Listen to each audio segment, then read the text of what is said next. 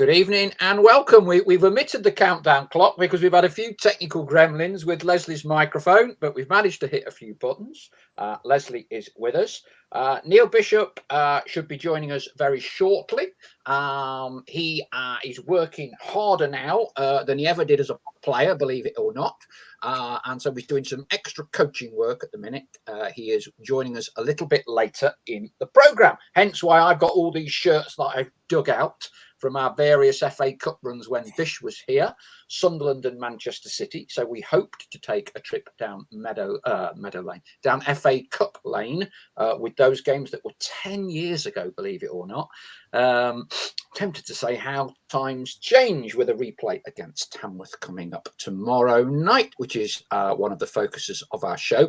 When Bish joins us, I also want to talk to him a little bit about the mentality of the non-league footballer compared to the professional footballer that perhaps comes through an academy. Bish, if you recall, did not make his professional debut in the Football League until he was 25 years old, having played for the likes of Billingham, Scarborough, York, before finally getting his chance with Barnet. Hope everyone's got their tickets for tomorrow night. Here's mine. Important we stick with the lads. The more the merrier tomorrow. I know it's only the Pavis, but hopefully we can get as many people along there as we possibly can. We're joined, I see, on the chat tonight by Shaman Talk, obviously listening in. I have mentioned to them that I didn't think they'd be turning up till the last 10 minutes like they did at the Shay. Okay. Husky says, come on, Paul, got some dinner to cook. Right. Let's first, I think I saw you in the posh seats, didn't I, Leslie, on Saturday at Tamworth? Yes, I was invited to go along as a boardroom guest. Thoroughly enjoyed the pre-match sausage and mash, and then had seats in the stand. From what I hear, lot of the supporters in the away end had difficulty viewing, my lad included. He said he could only see half the pitch, and I don't think he stuck it for the full game, to be honest. But no, I enjoyed the visit, and it brought back a few memories of times in Buxton. Yeah, they were lovely people behind the scenes. The chairman, the backroom staff, very obliging, lovely people, and yeah, it was a very well run non-league club. Yeah, I was reading somewhere that the chairman was thanking Notts fans as we exited the building. I suppose he was. He'll be counting the pennies from tomorrow night's game, won't he? Now, that'll be a nice day out for them all, or evening out. Yeah, I mean, it's wonderful for a non-league club, isn't it, to get a replay and get the chance of going playing, shall we say, in their view, at a lot bigger stadium than their normal games take place at. So the chairman was obviously absolutely delighted with the scoreline. Yeah, we've they not to be underestimated. They had played 10 games previously and won 9, and they were very competitive, weren't they, on Saturday? I still think out of the 20 shots on goal that we had, we should have converted a few more, converted at least one of them. But, you know, that's a different story. But, no, well done, Tamworth. Battling performance and deserved a replay. Chloe, you were in the away end, as was I. You're a little bit smaller than me. Les is pointing out there that it wasn't too easy to see. Could you see most of the game? Yes, whether that was a good thing or not, I could see the whole pitch. So I was just kind of left of the goal, right on the back row. So the sun wasn't too bad either because we had kind of the shower over the top. So yeah, I got to see the whole pitch. Yeah, so Tamworth will be a new ground for you. What was your take? Yeah, so it's just a kind of typical non-league ground. It's kind of nice to have a lot of fans. Again, we travel very well wherever we go. It was nice to have a local game. I think that might be, after Chesterfield, the closest one we'll have this season, depending who else, if we get any further in the cup. And it's always great when there's a bit of cover on the away kind of terrace, because it allows more atmosphere. A lot of non-league clubs, they're kind of like open terraces, which you tend to lose a bit of the atmosphere. So like at Altrincham, but it was nice to have a covered terrace, and yeah, it blocked out the sun for a little bit, so that helped as well. Now, I think Les and I come from a certain generation where we still quite fondly look at being able to stand up. Now, as our younger generation of fans, do you prefer to stand, or have you become accustomed to creature comforts and sitting down?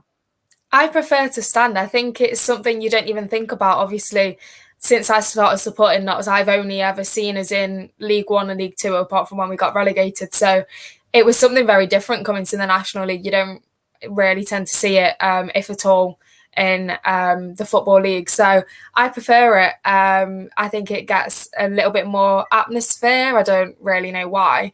But if there's ever a choice to sit or stand, I'll always choose to stand. Yeah, I grew up standing, and I used to stand on the Cop. Jay Dalton has been sending up quite a few pictures on the various Facebook ones recently of the Cop end, so where our fans would now sit. That used to be an open Cop, and I used to like that, as long as I could get a barrier to lean on halfway up. But of course, there was no cover, so you did it when it rained. You got wet. You got wet big time. And please tonight, as it's an FA Cup, send in brief resumes of your favourite FA Cup memories. It's not necessarily about results, but it's about adventures, matches you remember. One I will always remember, I'm not sure whether you'd have even been retired, Les. You might have been, you might not, was when Larry Lloyd was the manager at Notts. And it was the season of the FA Cup run when we got through to the quarterfinals against Everton. And I think third or fourth round, we played Huddersfield, and it was at their old Leeds Road ground. And we had the away Cop, which was very similar to Notts' Cop, which was completely uncovered. And the match got postponed something like 3 times. And in those days, because of waterlogged pitch, and in those days, it was postponed on the Saturday, it went to the Tuesday.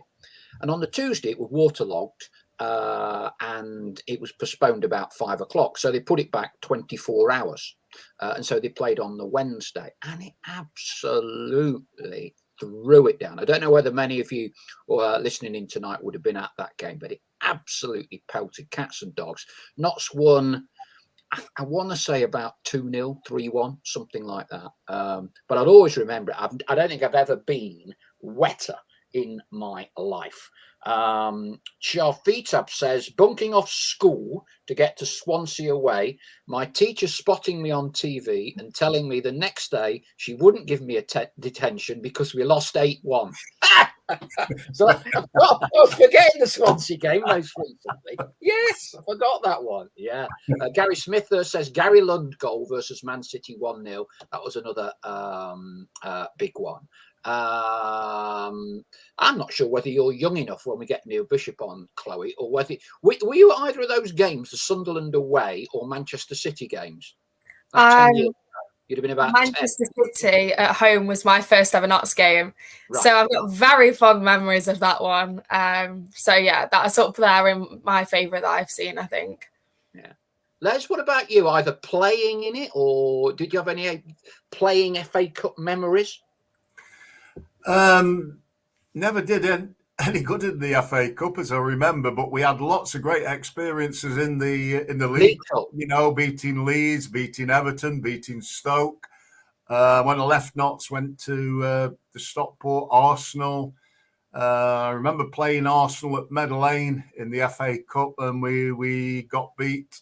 I should have scored in that game, but to get a draw. But no, I remember the Sunderland game, third round FA Cup, when we were winning 1-0 with just about 7 or 8 minutes to go, and Dave Watson was pushed up for Sunderland and got the equaliser. They went on to win the FA Cup that year.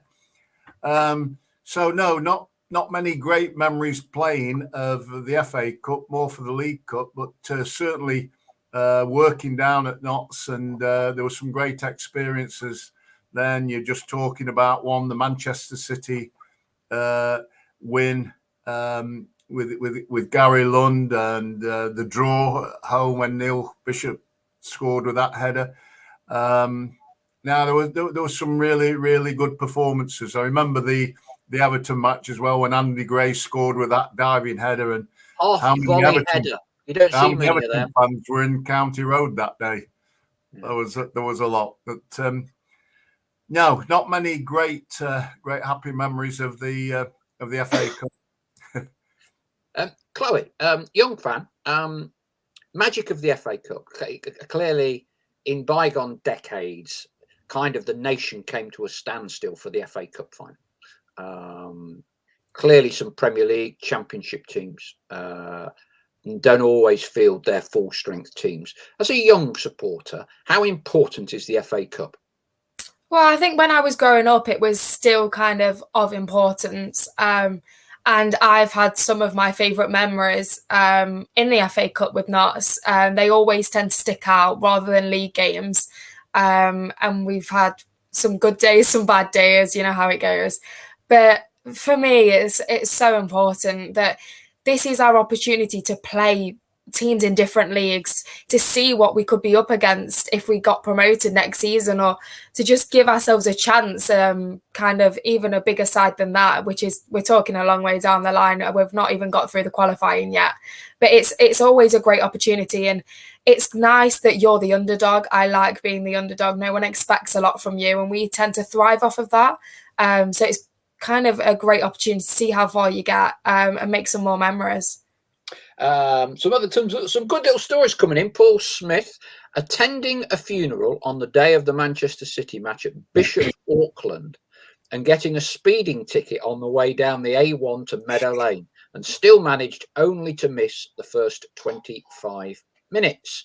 Gary Smithhurst, of course, this is a famous one, away at Tottenham. Don O'Riordan's goal, Gazza's elbow, brilliant away following and mixing it with the best. It's funny when these start coming out, you realise we have had some quite special games in the FA Cup. Let's hope we can get through into the next stages of this competition. Bit of housekeeping for you. In terms of money, so the exact pounds, shillings and pence, as they say in old money, Leslie, the winners of tomorrow night get £9,375. The losers get 3,125. So the net gain for either team, ourselves or Tamworth, is £8,250, and it's effectively net profit, that as well, plus whatever the share of the profits from the two games are worth as well. And to give you a ballpark, if we are to go to Rochdale, if we beat Rochdale, there's no money then for losers. But you win that first round tie against Rochdale, you get £22,500. So at a time when clearly the club needs money, this is not to be sniffed at. Another great game from Cyprus Ref. I think that's a new one on us. 1978, travelling to Brighton away on the supporters' train for the match to be called off 20 minutes before we arrived at Brighton. I can see a knowing smile from Les. I was on that train, and to be honest, just about every single Notts County fan was on that bloody train, and I can remember it like it absolutely threw it down. We got off at Brighton Station, Chloe. Your granddad must have been on this, and rather than just turning the train round, so we get there at like 1:30 or something, they say have a wander around Brighton and the train will go back home at 5:15.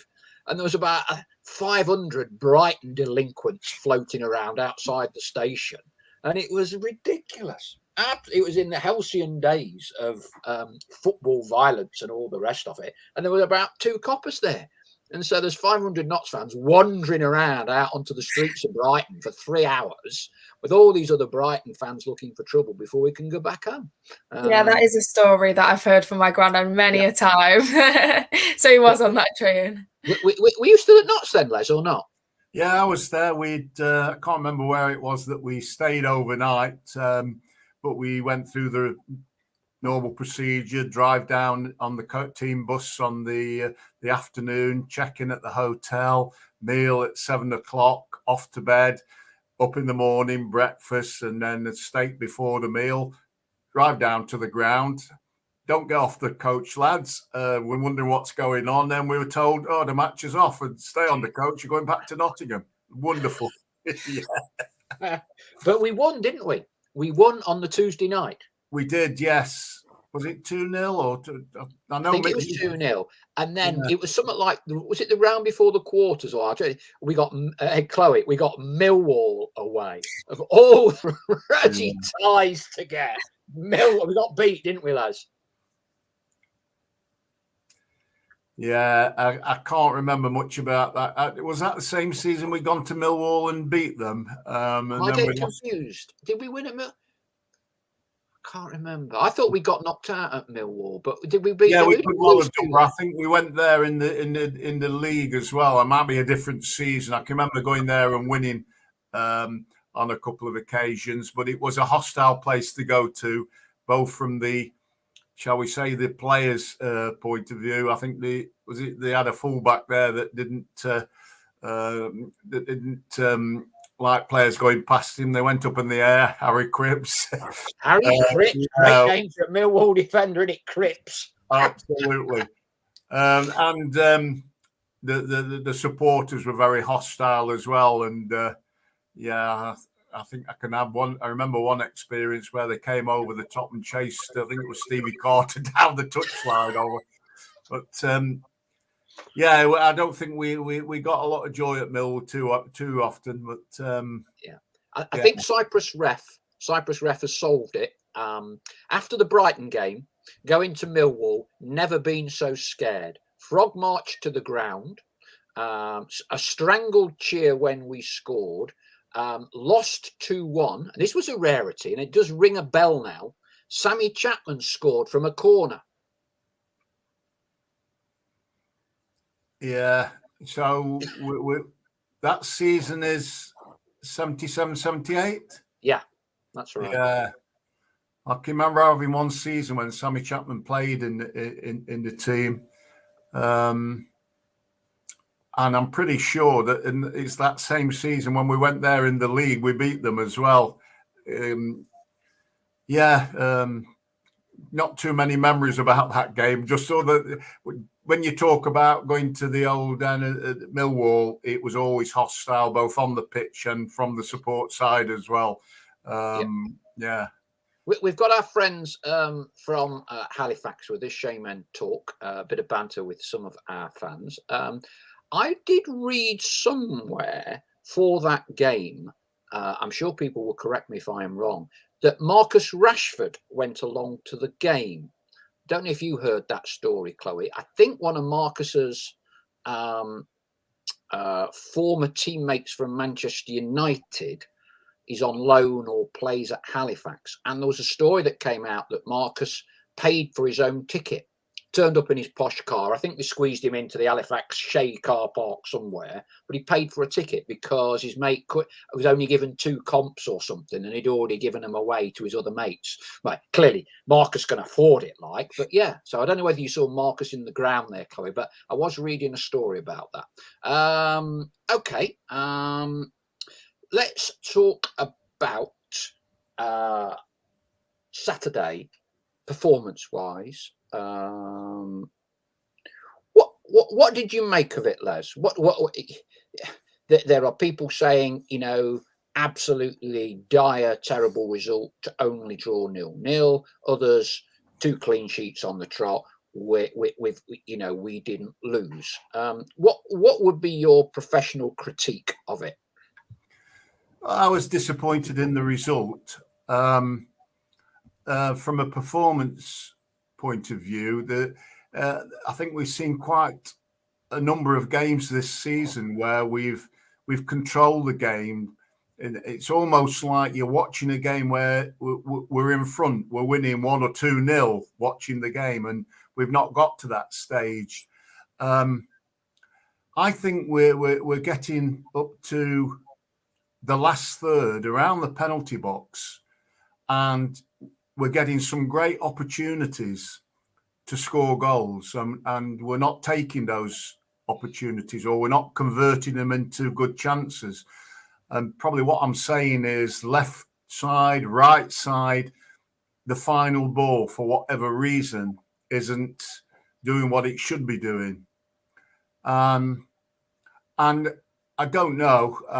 I'm not privy to what goes on the training ground. I'm sure that they work on it, but it almost looks like the player that's making the final pass, the final cross,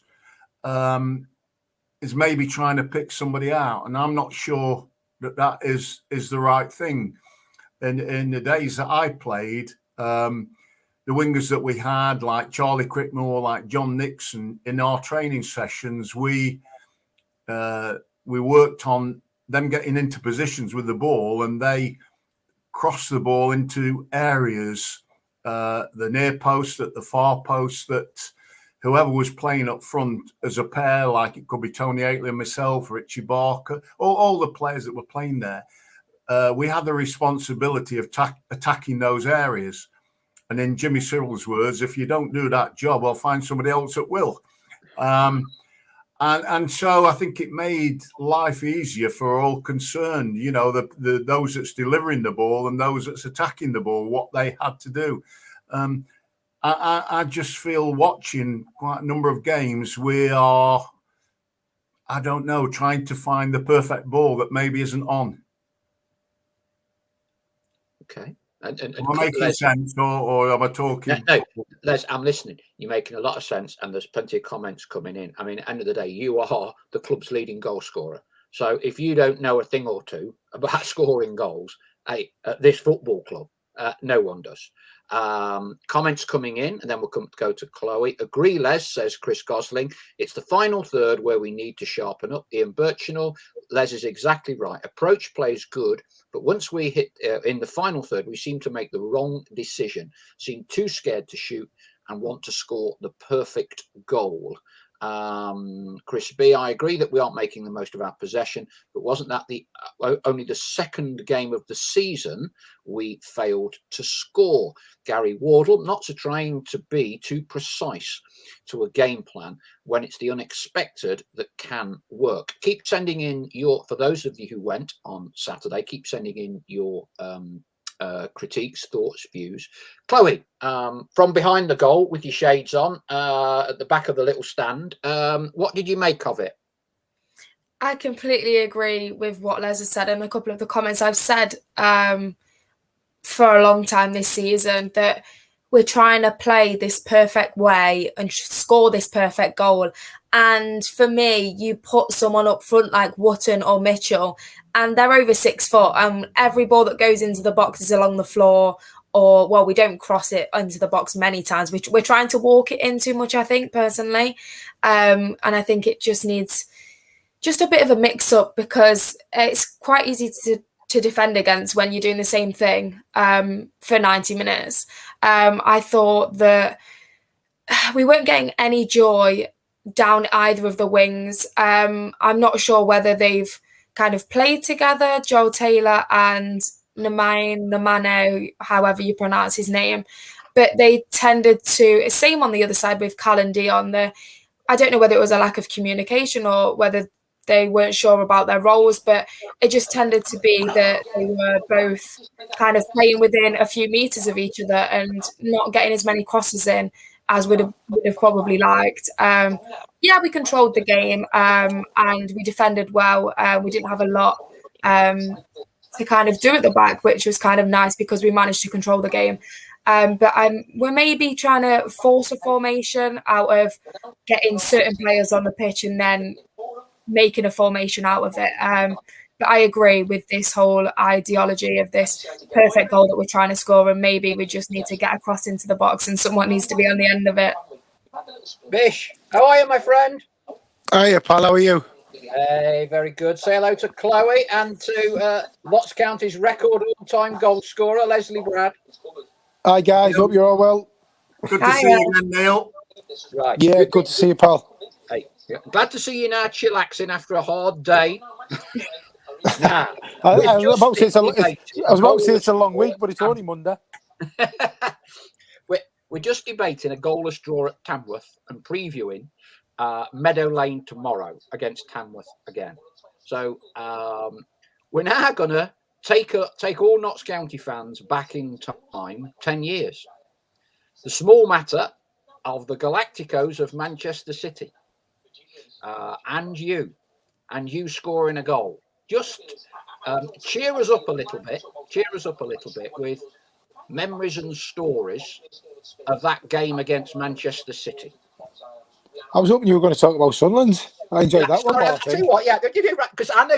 Look, I've got the shirt behind me. Look, I know I see it there. Yeah, right. I've got that one up on the wall. That was that. Yeah, let's focus on the one we won. Sunderland. Now, given you from the northeast, that meant a lot to you, didn't it? Yeah, I mean, we've spoken about it before, haven't we? And obviously, the Man City was special, but it would have been more special if we would have won the game. You know, but we obviously drew. We deservedly so. We drew. But look, football's a team game, and we went to Sunderland, a Premier League club at the time, team full of really, really good players, and we won. And like I said, me as a Middlesbrough fan, up at Sunderland, it doesn't come much better. Unless I was playing for Middlesbrough. Unfortunately, that never happened in my career. But no, what a special day that was. You know, we went up there. Obviously, Paul Ince was manager, mates with Stevie Bruce, who was manager at Sunderland at the time. So we went up on the Friday. Steve Bruce was good enough to let us use Sunderland's training grounds the day before. Yeah. We went up there. The Academy Lights trained there on the afternoon because we travelled on the morning. Obviously, Sunderland were there. Obviously, they'd all cleared off, and he was good enough. They were good mates from the Man United days, weren't they? He might be regretting the decision come up past 5 on Saturday afternoon, but yeah, he was good.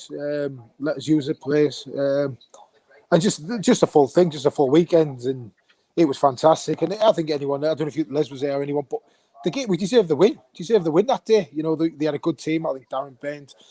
Yeah, I think, look, God, I can't remember what happened yesterday, but the team they had out was internationals and top Premier League players at the time. And that for me was probably my greatest ever FA Cup moment. Just shades of Man City game. Yeah, Hughesy scored, didn't he? Well, he normally scored, but I remember Hughesy scoring. Yeah, I think Hughesy got the second one. I know they got one back, and it was a bit back to the wall, but you know, thoroughly deserved it on the day. It was massive. I think we got a replay with Bournemouth. I think it was Bournemouth the round before. And I remember, obviously, so the draw comes out, and you know, obviously we're playing Sunderland and up at Sunderland. And for me, I think that was the most nervous I've ever been to win that replay back on Meadow Lane to set up that fixture. But like I say, brilliant. Since he gave us a Monday off, well, gave me the Monday off because he let me stay up there. I certainly celebrated on the Sunday afternoon with me up the Social Men's Club with my mates. I don't think I buy a drink. I think that made me more happy than the result. Being a tight git, but no, it was just from the Friday all the way through. It was a fantastic weekend. Like I say, the FA Cup throws up some fantastic memories. And look, a draw at Tamworth was obviously disappointing, but you're still in the hat. You got him back to Meadow Lane. You're still in there and a great chance to progress tomorrow night. A little bit about Manchester City, because it clearly was probably the single biggest tie of the round from the romanticism of the Cup. It was live on ITV Network, if I recall. I remember talking to Niall Sloan, who was head of sport at ITV. Gareth Southgate, I remember talking to Gareth before the game because he was the pundit for ITV Sport when they were doing that match. And it was Roberto Mancini who was in charge, if I remember right. Now he did not the credit of playing his entire first team. I think it was only Tevez, if I remember right, that didn't start. Everybody else, they were all there. So we get into the second half, and a corner comes in. Now, if I can take you back to that moment, because we've just been talking here about sometimes not with quite a technical approach at the minute, and we have our own set piece coach and all of that sort of thing, and things are quite structured. That goal you scored against Manchester City, was that a rehearsed move? Was that something that you arbitrarily decided to do, to run into that spot, off the cuff, or planned? We always did set plays. They've always been a thing, and obviously nowadays the way that it's going. You have these specialised coaches, but we did them. If I'm being perfectly honest, I'm not sure that was meant to be my part in it. I was probably meant to be at the back post, but normally on a Friday I'll have been talking or bloody doing something I wasn't meant to be doing during the set pieces. But I don't remember a lot after it hit my head and went in. To be honest, I was just so fortunate to get the goal. Again, it was on the day. We deserved it. Look, the pitch at the time wasn't the carpet it is now down at Meadow Lane. It was chewed up. It wasn't great, but you take that when you play Man City in a team full of superstars. On that day, you take that all day long, and we matched them. We matched them for energy. We matched them for endeavour. We matched them for legs, and after obviously I deviating away from this goal a bit, but the last 10 minutes, it probably. It could have swung either way. If I remember rightly, we had a chance. I think Husey might have had a chance, or Craig Westcar. I know they had one or two, but Nels had a great game in goal, Stuart Nelson. But we could have nicked that, and no one who watched that game for 90 minutes could have said again we didn't deserve it. We definitely deserve the replay, definitely. Yeah, it was Edwin Dzeko who had hardly scored. I think it might have been his first goal. He just got the drop on Christian Pearce, didn't he? He just got half a yard and the cross came in and he slid it in. And you always think, if Christian half a yard tighter, he wouldn't have scored. I think it was his first goal. I blame Westy. Mika Richards went down the right, and I think Westy switched off, being the lazy so-and-so he is. But I'm not. I tell him this all the time, so I'm not going behind his back or anything. I'm joking. Against a team of that ilk, that many quality players, they would get 2, 3, 4 chance a game. Look, we were struggling at the bottom end of League One at the time. Obviously, Paul Ince had just come in because we lost our manager because of the position we were in the league. But on the day we matched him, and like I say, we definitely deserved the results. Like I say, it's certainly. I don't think I've ever watched a full game back, to be honest. Obviously, I've seen the goal a few times. I got Gareth Barry's shirt at the end of the game, but I wasn't never one for collecting shirts. It was always I like to keep me on. But fantastic day. Meadow Lane was rocking. I don't think I've ever heard a noise like it when the goal went in. Probably the loudest noise I've ever heard on a football pitch. And look, like I say, I say it all the time. I was so fortunate that I was the one to be able to get the goal, because when you go through it, there were some immense performances that day. Absolutely immense. We're getting a few questions coming in, Bish. But by all means, fire them in. So Dylan Room, what was better? Playing you've kind of answered it in a way with Sunderland, but give me a comparison. What was better, playing at Juve or scoring against Man City? God, it's a good question. Probably playing at Juve. Look, I think if we're going to win the game against Man City, that probably trumps everything. To be honest, it'd be hard to make a case for anything else. But the Juve thing again, just keep using the word lucky, and I have been during my career, because just at that time I happened to be captain, and just at that time we got invited over. We had the private jet, the treatment all weekend. It was just an unbelievable experience. Like I say, for clubs in League One, and never in your wildest dreams you think you're going to get that opportunity. And we were so fortunate, all of us, to be involved in that event. Really, it was massive. And like I say, that's certainly one. I got the DVD the club produced. It got Del Piero's shirt. Again, the missus won't let me put it up anywhere in the house, but it's certainly framed in the loft in a safe place. But yeah, just memories that'll last a lifetime. But not for me. I look at it for my son. My son's 8 now, so he's starting to realise a bit more. And obviously, I was coming to an end when I had him. It's just great stories to be able to. Not that he listens to me an awful lot, but I'm sure as he grows older, it's just great stuff to show him. Here's the $64,000 question, Bish. Who's he supporting? Oh mate, no. He's supporting Liverpool. He tells me he's a Liverpool fan at the minute.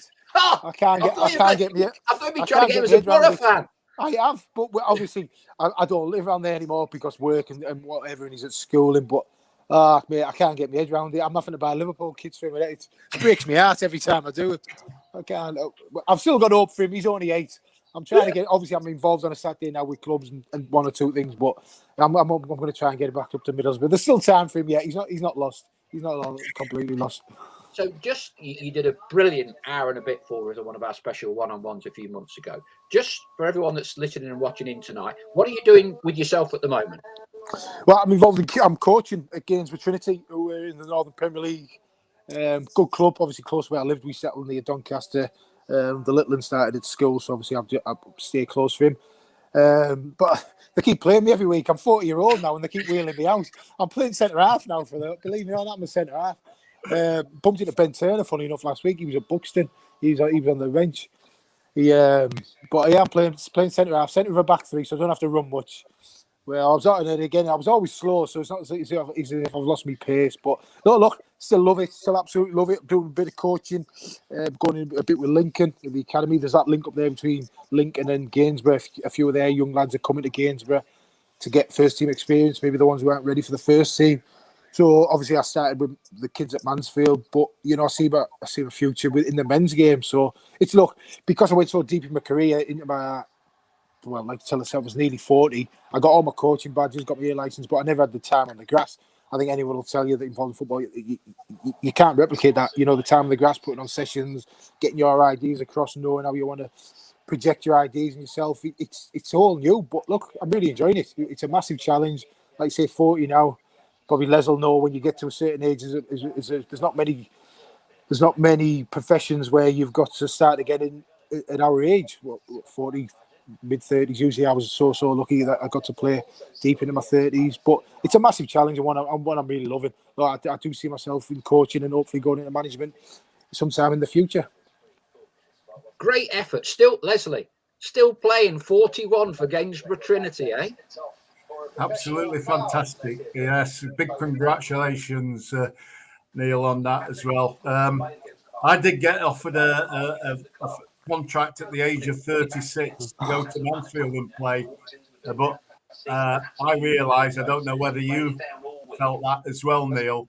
The brain was still ticking well, but the body was telling me it had had enough. I wasn't recovering from injuries like I did in my younger days, and I thought it's time to pack up. So I don't know how you feel about that. Yeah, Les, I started because I was late. Because obviously, I think my professional debut wasn't until I was 25. So I didn't. I always played on a Saturday. I said I didn't have the wear and tear. I played on a Saturday. I played for the social club on a Sunday.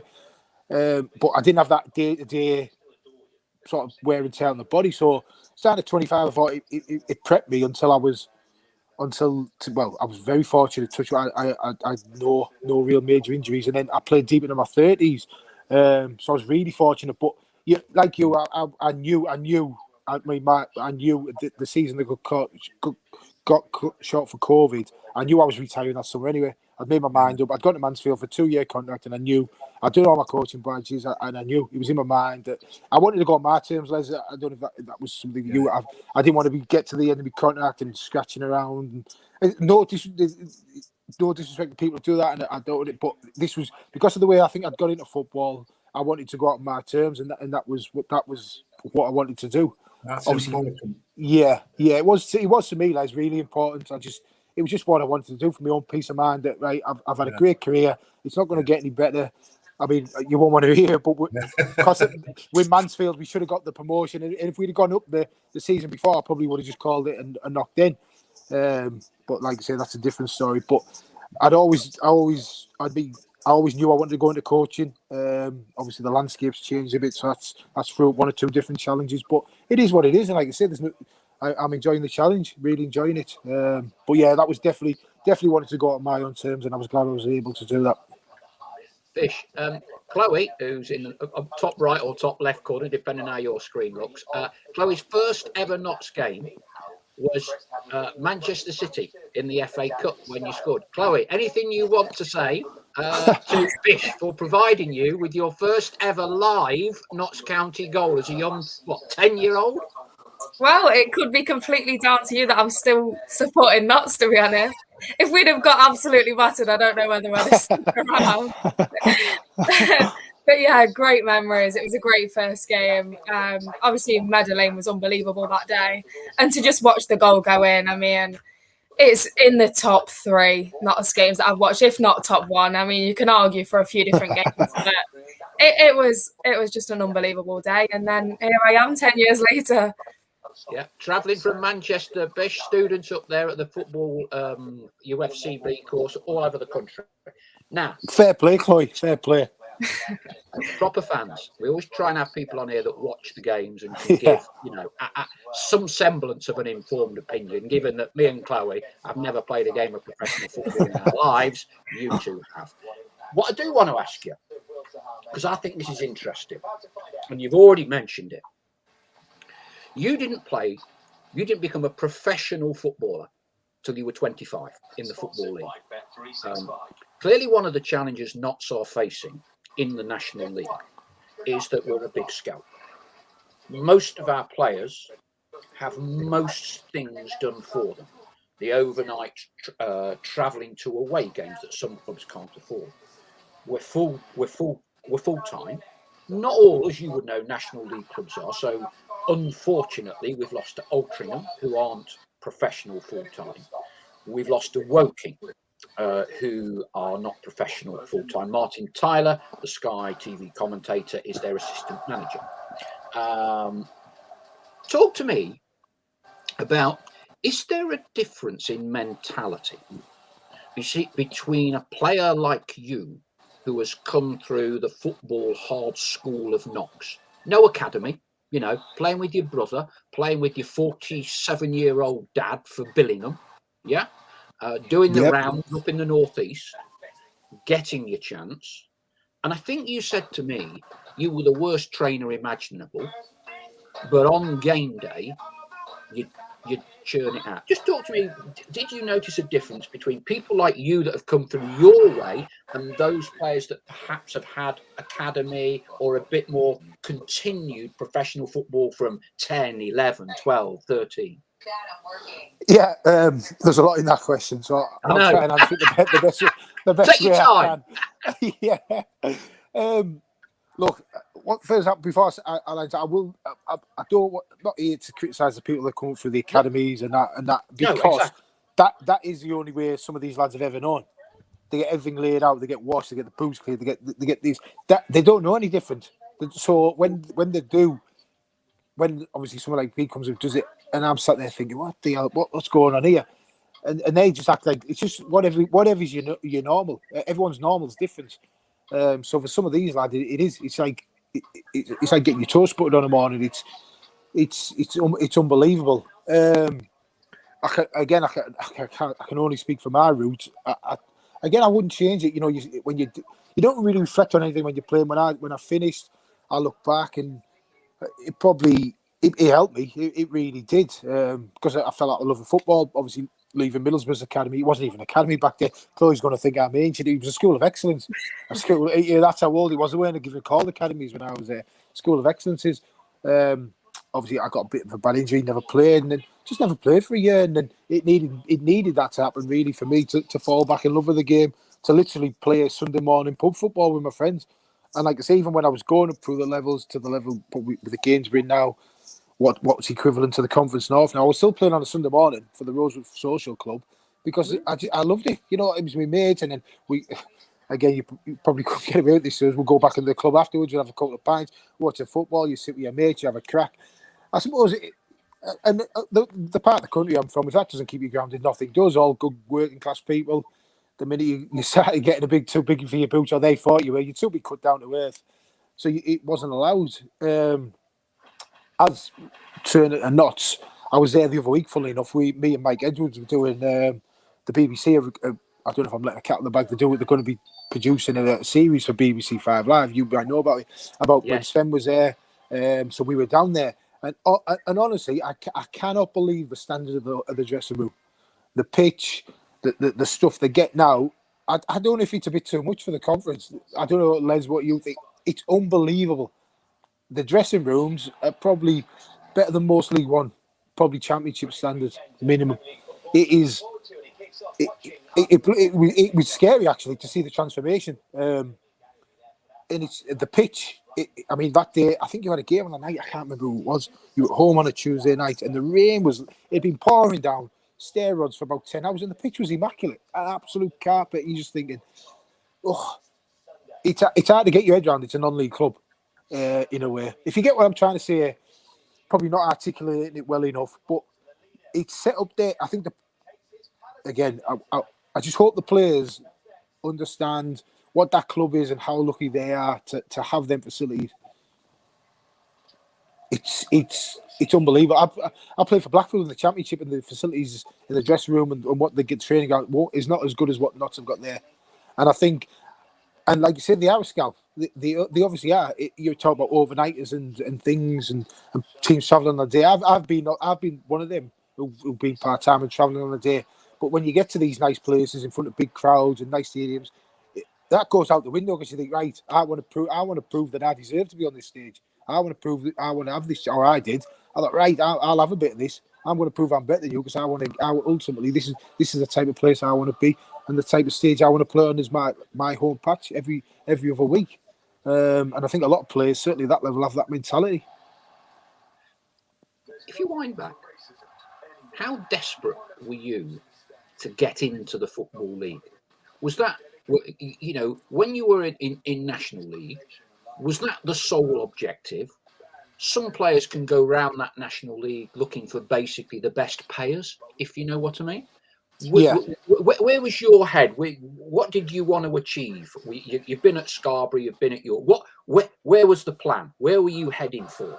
Well, even before that, I had a decent job. I was window fitting. Jamie Pollock, remember him, ex-Middlesbrough player, got me a job.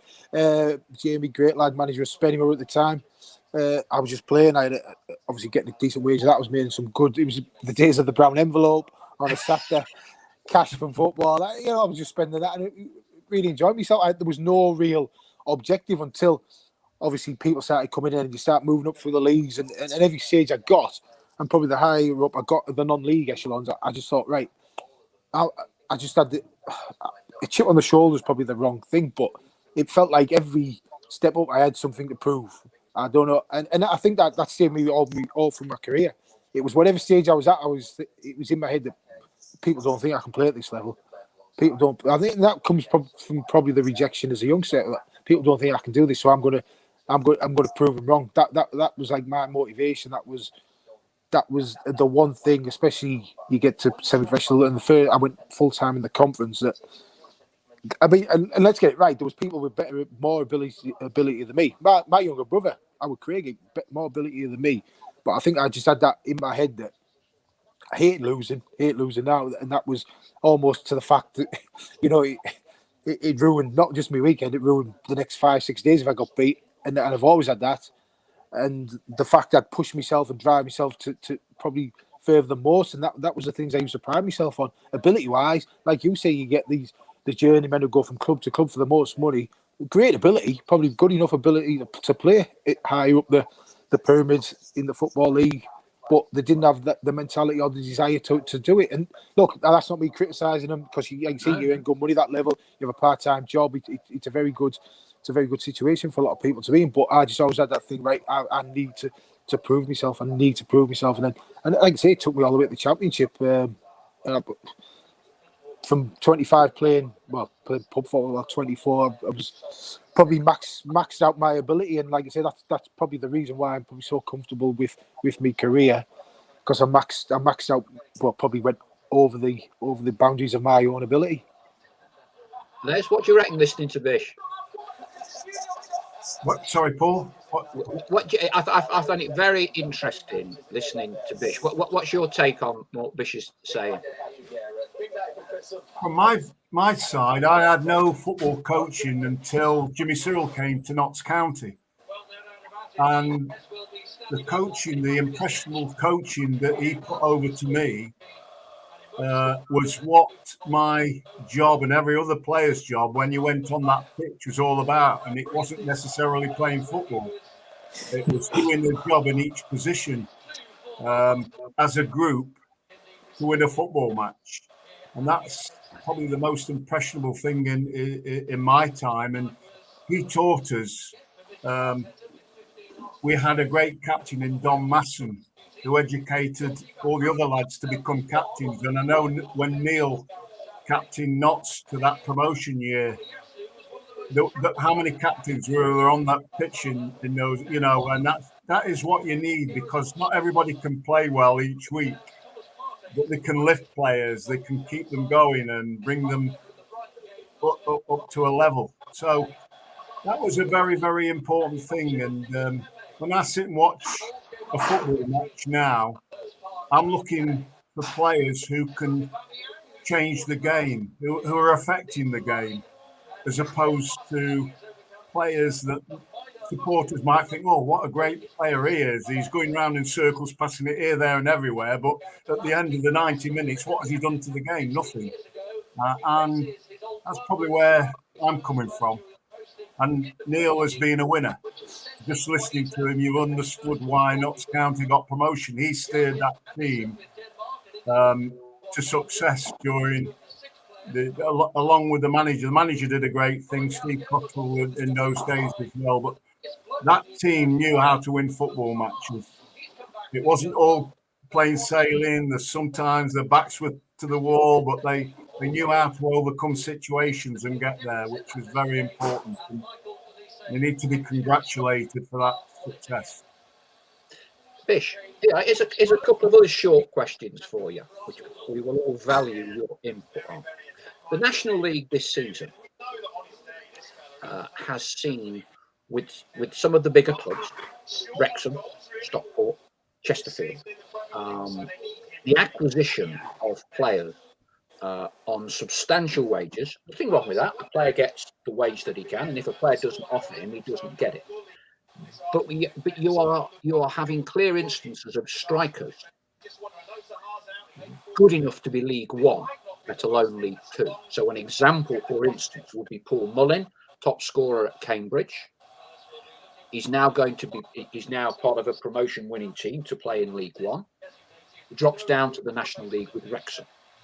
You have Shimanga going not from Boreham Wood, not to a league club, which clearly I suspect there would have been some offers for him, but he's gone to Chesterfield, who reportedly have paid a 6-figure fee to Boreham Wood for him. Stockport kind of set that early trail towards the end of the previous season, taking Paddy Madden from Fleetwood to Stockport. What are your thoughts on, there's no right and wrong, but the mentality of players? Some will always play to the highest standard they can. Some clearly have to consider their futures. What's your take on that? Yeah, well, I'm good mates with Paddy. I know Paddy well, so I know I've got good. I won't say, but I know he's getting ridiculous money for that level. You know, like I say, a League One striker going there, it takes something special, and that's what they're paying him. Look, I was never one of them who had a problem with the centre forwards getting the money, because ultimately they're the ones who are going to score the goals to fight the promotion. I mean, let's not forget, when we got promoted, we had Lee Hughes, and we were reportedly giving him a great wage packet. And look, when they're the lads delivering the goods every Saturday, and they're firing you to winning games, and they're winning me money because everyone's on win bonuses, and everyone benefits from winning and playing in good football teams. I personally, again, I can only speak for myself. As a player, I certainly didn't have a problem with it. I think the one thing you've got to be aware of is you get the right ones, because you can get. I'm not saying everyone is, but I think that's a problem where you're signing the older players. Are they there for just the money? I mean, if you're there, are there for the final paycheck? Are they there just to see out the top of the pension? If you can get the ones who come obviously for the money, but have that desire, like Hughes did when he came to us, he had that desire, he had that burning. He just wanted to score goals, and win football matches and be loved, to be that player, to be that man, enjoy the adulation that the being that man comes with. Then yeah, I'm not a problem. But yeah, there is. You've seen him, but we've all seen him, haven't we? What a signing he is for so and so, and he doesn't deliver because subconsciously he's switched off. He's come for the money. He doesn't want to put the hard yards in, and they drift away, and it doesn't work. You see it all the time. You see it at the top level. You see big strikers going for big money, and it doesn't work out. So I think that's why your due diligence when you're signing players is so important. The more information you can get on these lads about personality and well, everything, you need to know everything about them, or as much as you can get is massive. Recruitment's massive at any level.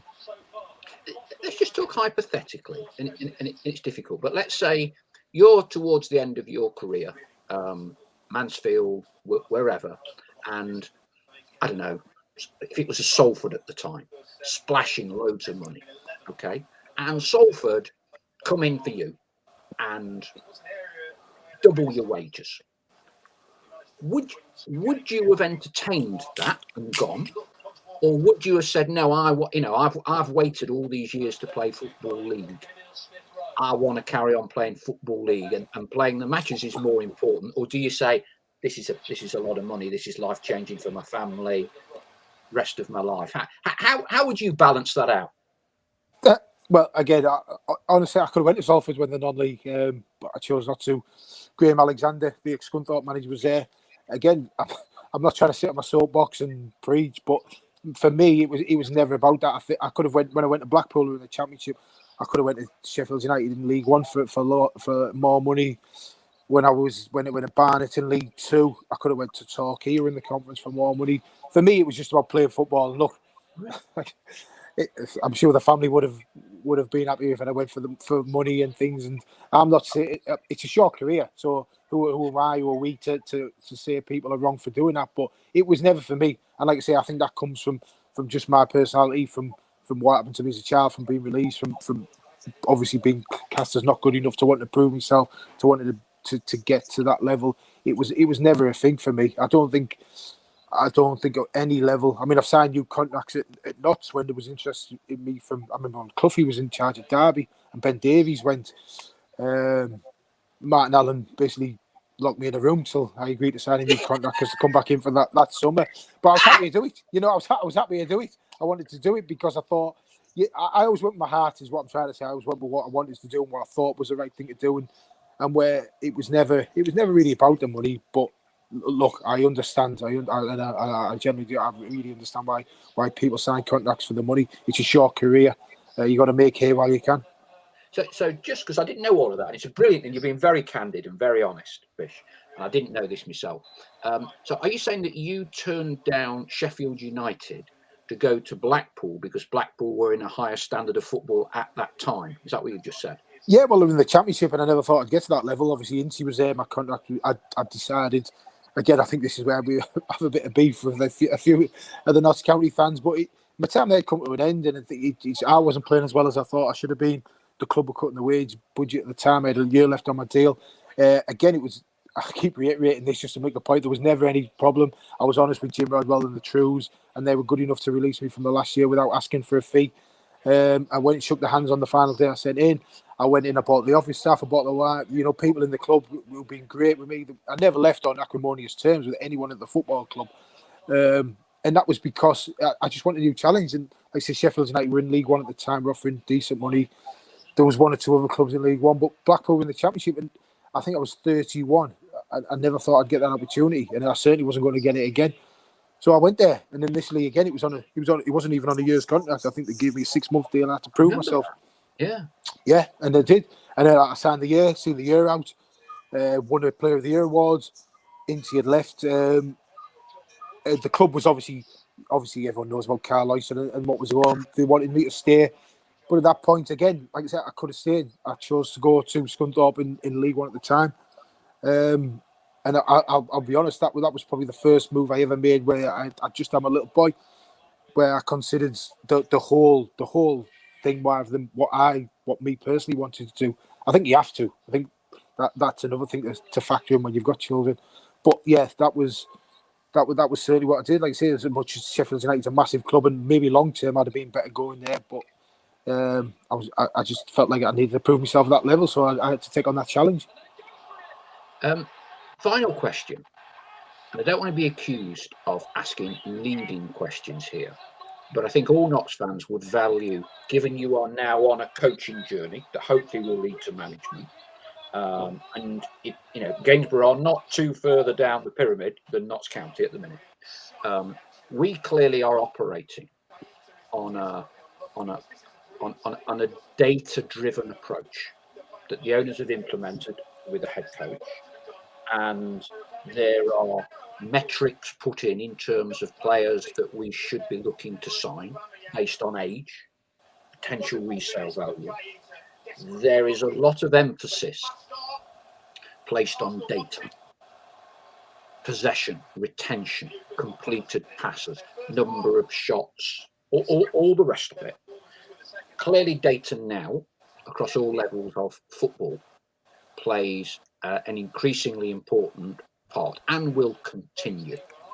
As someone who wants to go into coaching and management, where do you think that needle needs to be? Because clearly you are a man who, warrior, resilience, mentality, leg hanging off, I'm fit, gaffer. Yeah, I'll give you 20 minutes. That kind of stuff. Some people will say that's old school. Some people will say, hey, I want 11 of them. It's a long question. See how you can answer it. Where are you with that needle? Data, technical, passion, resilience. Where are we? Yeah, it is a difficult one. Look, I mean, there's times I've played, and I'll be dead honest. It's probably been a detriment to the team, but I put myself up for selection because A, I didn't want to lose my place, and B, I used to. Again, it was probably just the thing I had in my head. I hated missing games. Hated anyone thinking, oh, well, coach is getting together. Well, Bish could have played today. Why has he shot one in? I didn't want, never ever wanted anyone thinking that of me. So I probably put myself out there. Probably, like I say, to the depth of the team, someone else could have come in, 100% fit and done a better job. And like I say, I probably dosed myself up on tablets and naproxen or whatever and gone out there and tried to help for the right reasons. Ultimately, maybe not always right, but at the time, you want to play. You don't want to miss games. You don't want anyone else coming in and taking that shirt off you. That was how competitive I was. For your next part of the question, I think Les is right. Let's touch on it there. It's got its players, but these players who, like I say, they look well. They take on 3 players and pass it 5 yard back from where they've just started. It gets a round of applause and everyone sings his name, but ultimately, what you're affecting. I think there's always a place for it. Like you said, there's always going to be. But you need eyes on a player. If they're having a nightmare, are they lifting everyone up round them? I'm having an off day. Shoulders gone, heads down. They'll take me off after an hour. It's not working for me. Do they lift others? Do they do the jobs? I remember Steve Cottler was my favourite manager because there'd be times I just spend my day tracking the centre fielder, box to box, not touch the ball. I said, Bish, I seen them 60-yard doggies you've done every time. Because obviously the ball comes in the box, it doesn't go at your man, but you've tracked him 60 yards. A lot of people don't see that. Like he was the one who'd come to you on a Monday morning and go, brilliant. Every time your man was in the box, he's got 15 goals from this, never got a kick. 15 goals from the midfield this season, never come anywhere near it. Like I said, you don't see that from, obviously I don't when I'm watching games because you just watch the ball, you want to see, you want to be entertained. But for me, you need to have eyes on a player. You need as many opinions as you can get. The data obviously helps, but I think it's just a tool that joins in with, marries up with a lot of other decisions you need to make when you're watching players. And like I say, Les is right. The more leaders you get in there, how they react when they're having a bad game, do they pick everyone up around them, or do they just toss it, for want of a better phrase, do they just toss it off? For me, it's not putting 11 players on the football pitch. You don't just put the 11 technically best football players on a pitch and send them out. Some of the best players have to sit on the bench because it might be a certain type of game. You know what I mean? It is hard putting a team together, and now I'm on the other side of it. You realise how hard it is. Like you said, the 11 best individual footballers don't necessarily make the best team on the football pitch. When you're working with, and you spoke about younger players coming in from Lincoln, do you find they have a different mentality to you, and do you have to coach them differently than if you were them 20 years ago? Yeah, I think it's changed. I think it's probably changed for the best in a way, because some of the stuff that went on probably wasn't right back then. I put Les is laughing. Yeah, some of it, honestly, Chloe, you won't believe it. Some of the stuff that used to go on, and I can't even repeat it because we're pre-watershed. So there was changes needed, certainly, but I think there's a lot to be said for look. Again, I don't want to get my high horse, but timekeeping, massive. Respect for your other professionals, massive. You train well every day. You push everyone else around you. That's your art. It's your work. If you come to the office and you're late and you're sloppy and you're this and that and the other, someone will give you a rocket, or you'll be getting a written warning. Football shouldn't be any different. You know, obviously it's delivered differently. It's more in your face, but look, there is a balance to be struck, and like we just said there, some of the stuff that went on did need to modernise. But certainly some of the old school values should be there, and certainly. But look, the lads we've got, the Lincoln lads, are really good. I'll give them the due. We get along. I join in a lot of the training.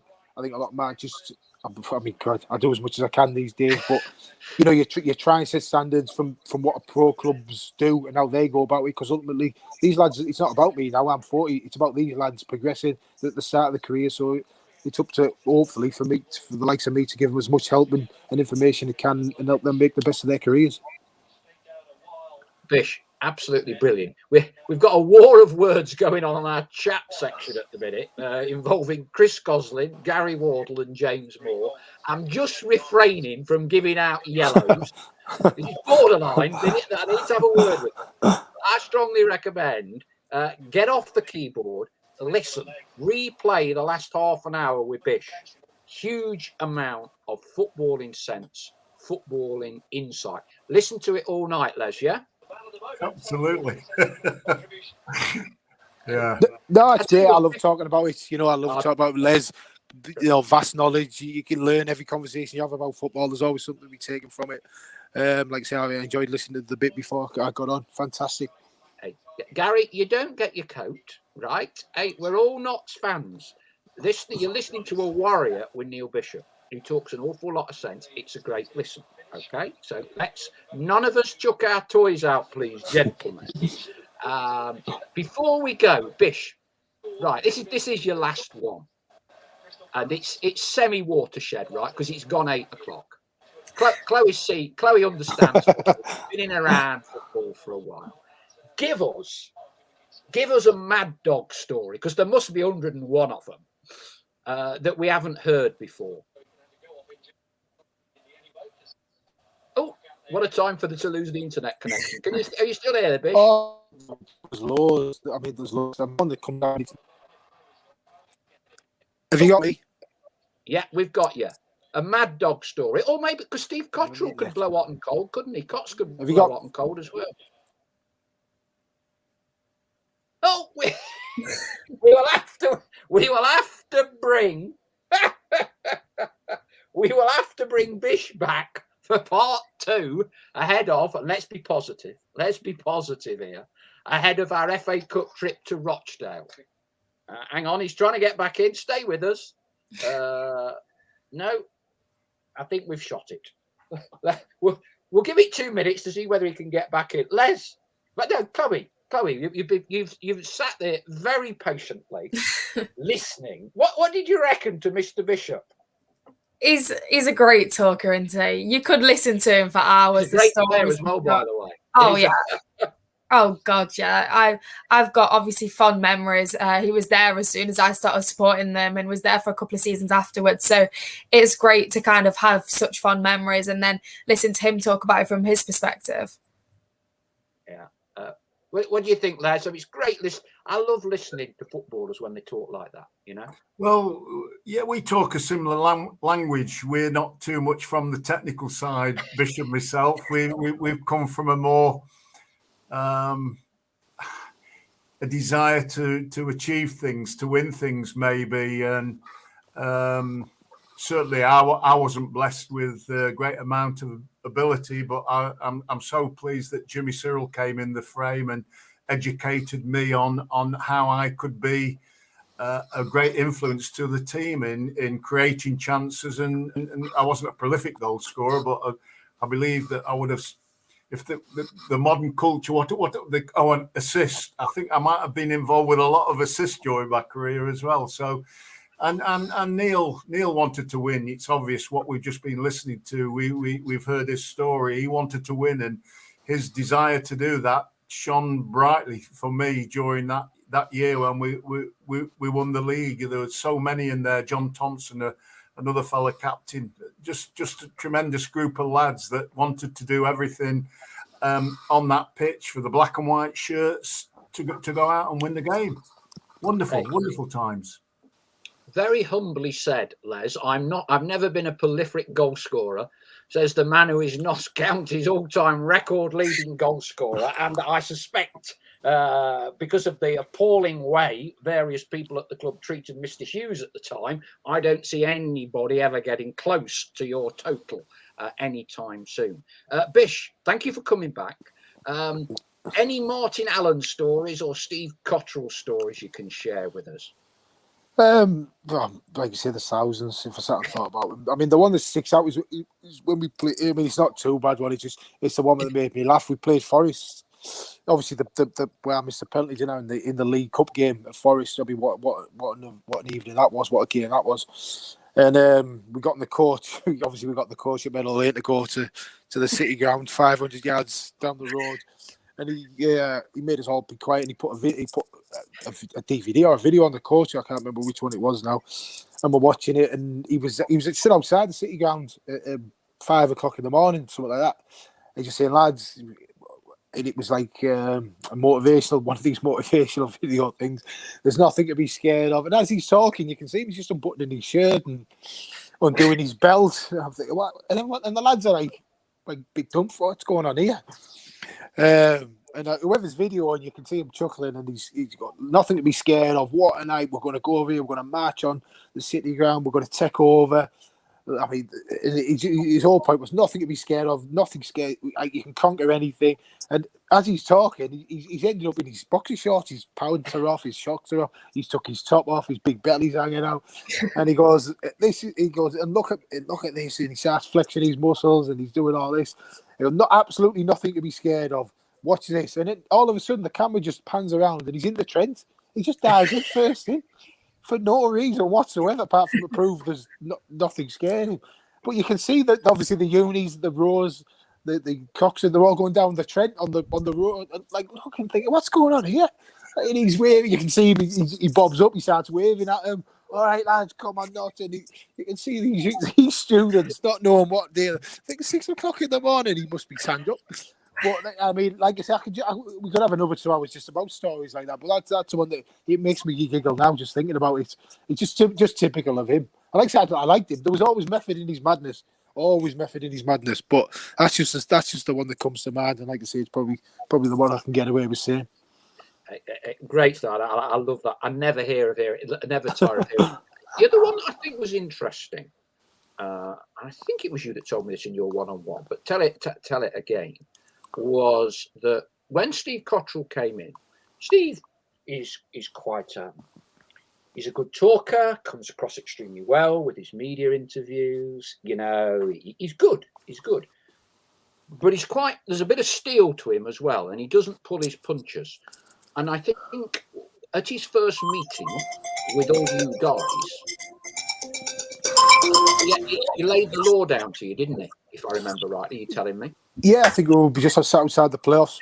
Probably a lot. We did have a few games in hand because it'd been a harsh winter. That winter, we'd had a lot of games called off. But he basically said, with the squad you've got, you're basically disgraced. You shouldn't be here. I think he'd watched the game at Bournemouth where we drew 2-2. He said some of you are in the comfort zone. You're not reaching your potential. He basically walked in and bollocked us. Sorry for the language, but basically told us we weren't good enough. We should be walking this league, and you know, anything less we're not going to have. He's not going to accept. And I remember thinking, yeah, I'm having this guy. This is good. This is what we need to hear. Obviously mellowed. Obviously a great man manager. That's how he read the room when he first walked in, and it worked. Oh, you look at the record under him. I think we lost 1 in 18, and ended up cruising in the end. But that was the first time we met him. Walked in the dressing room, basically called us all out for being in the comfort zone and not filling our potential.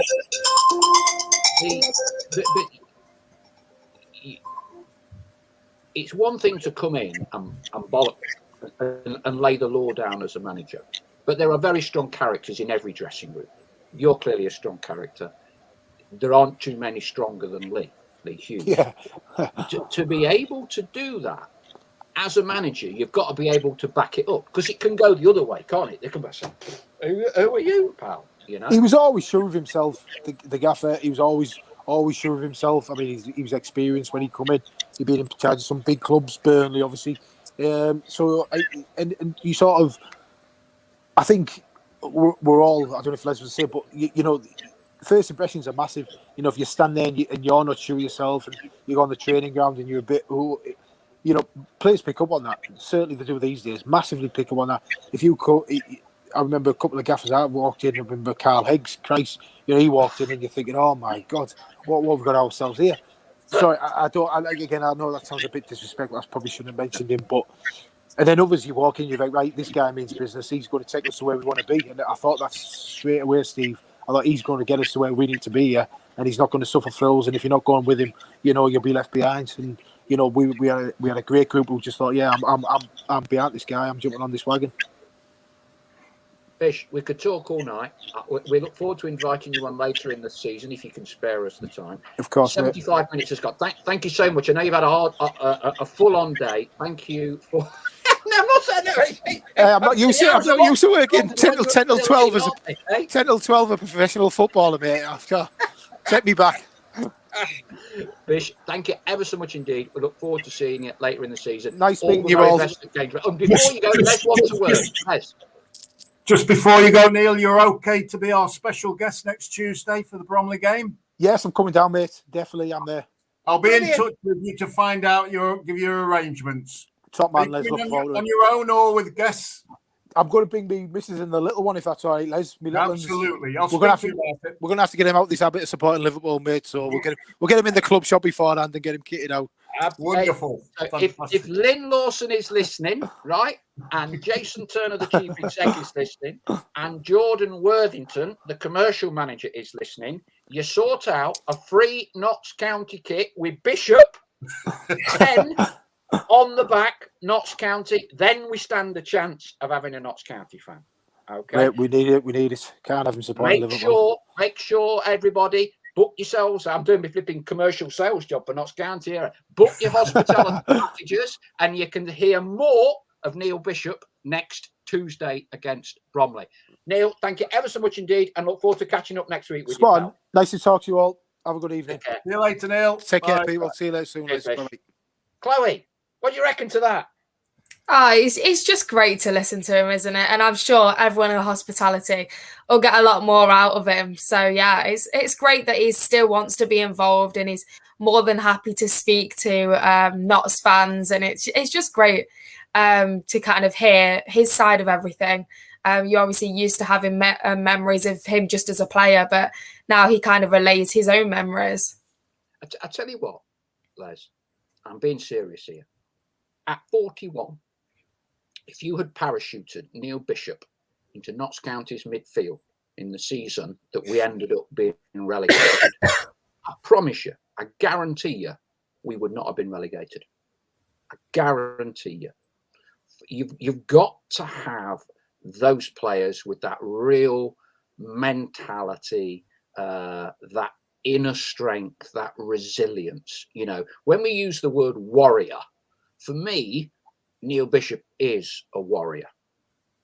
That would be a perfect description of him. Him and Ricky Ravenhill in that midfield were the engine in that team that drove the club forward. Fantastic player, fantastic person, and you heard everything this evening. What made him such a good player? His background, the desire. Like you say, money wasn't the drive with him. He wanted to get up the leagues, and he did so. So, congratulate him. I've got Batesy trying to get hold of me, but he could wait a little while. Sorry. Right, now then, before we wrap up, so tomorrow night, it is the start of 3 home games in 7 days. 3 home games in 7 days. Tamworth, Stockport Saturday, Bromley Tuesday. Are we going to get through tomorrow night, Chloe? Touch wood. To be honest, I would like a clean sheet, and I definitely don't need it to go to penalties and extra time if that's what's happening, because I'm going straight back up to Manchester after the game, so I don't need it to go on any longer than it needs to. So I'd love a comfortable 2 or 3-0. It's a lot to ask, and we've seen what they're capable of, but it'd be nice to keep a clean sheet and get it wrapped up in 90 minutes. Leslie, your thoughts? I would hope that we can go on and win this game, having seen Tamworth battle away on Saturday. I'm sure we've got enough to win the game, and if we can get an early goal, I think we should go on and have a comfortable win. But they won't be a walkover. No, I would like to think that with our full-time superior fitness, clearly they must have expended a huge amount of energy on Saturday to get that draw. Like you, Les, I would hope we can get an early lead. You don't want this being in the melting pot after 70 minutes, really, do you? You're in an ideal world, you want to get a couple of goals up. And because clearly the last thing Ian is going to need, and the squad is going to need, is a highly competitive 90 minutes tomorrow ahead of those three huge games.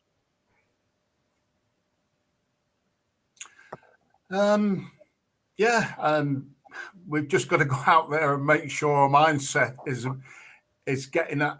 I think 39 minutes has been one of the earliest goals that we've scored, hasn't it, so far this season?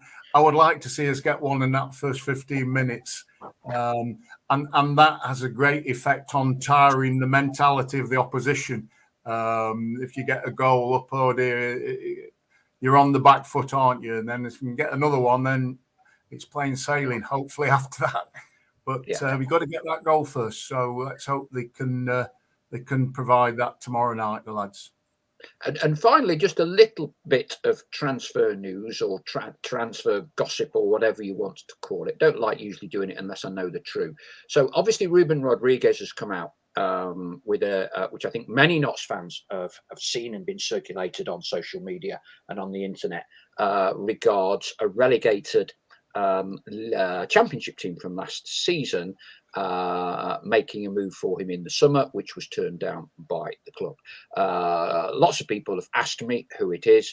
If I know, I do. It's Rotherham. So Rotherham have been tracking Ruben for probably 4 to 5 months now. I was aware of that towards the end of last season. Clearly, with Rotherham having been relegated, that focused their minds on the interest a little bit more. So it is Rotherham that the team who have been showing an interest in Ruben. Clearly, we're all right for the moment because there's a Football League transfer embargo at the minute, or not embargo, but you can't sign anyone till January. So that it's Rotherham. We hope in the interim that that Ruben continues to score plenty of goals for us. Let us hope that we can get the results tomorrow and move on to the delights of Rochdale in the FA Cup first round proper. Let's hope as many Notts fans tomorrow are going to come down. Round about the 2,000 mark ish, I believe Tamworth are bringing a few hundred. We got 3,000 season ticket holders. You hope a decent percentage of those will be coming tomorrow. Only the Derek Pavis is open. So I'm certainly looking forward to 3 home games in a week. We've had a lot of miles to cover in previous weeks and months for games. So we can now get our diet of Notts County football at Meadow Lane 3 times in the next 7 days. So hopefully let's all enjoy it. Chloe, thank you as always for joining us tonight. Thank you to Les as well. Thanks for taking the time to be with us. You. Thanks a lot, Paul. Lovely. Thank you. Okay, thank you very much, everyone. We will be back on Wednesday evening when we will hopefully be having a fit again, Lee Curtis. He should be okay. He's been struggling a bit recently. He should be joining us on Wednesday evening when we will be looking ahead to Stockport and what I think will be quite a defining week for us all. But all that matters at the minute is getting through to the next round of the FA Cup. Let's have as many of us as possible there at Meadow Lane tomorrow evening. And for those of you thinking about hospitality, we've heard from the horse's mouth, Les has booked him tonight. Neal Bishop will be able to chat to you if you're taking hospitality next Tuesday at the club. That's all for tonight. See you soon. Good night.